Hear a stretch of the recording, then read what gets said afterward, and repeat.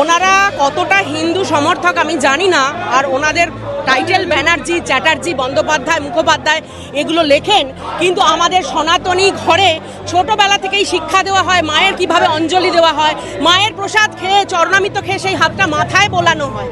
কিন্তু এখানে দেখছি ওনার সিঁদুরে অ্যালার্জি। উনি এই যে অপারেশন সিঁদুর, যেটা একটা থিম হয়েছে, যেটা ভারতের গর্বের বিষয়, সজল ঘোষ যেটা লেবুতলা পার্কে করেছিল, সেখানে ওনার অ্যালার্জি।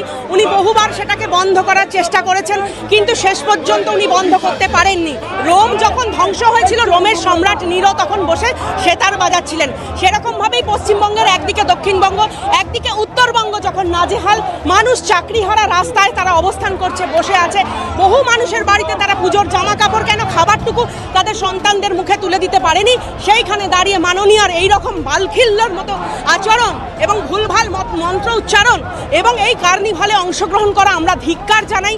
আমরা সর্বৈব এর প্রতিবাদ জানাই। তাই আজকে বিজেপির হয়ে রাস্তায় নেমেছি, শুভেন্দুবাবুর নেতৃত্বে আমরা প্রতিবাদ জানাতে রাস্তায় নেমেছি। বাংলা হান্টের আরো খবর দেখতে নজর রাখুন। বাংলা খবর মানেই বাংলা হান্ট।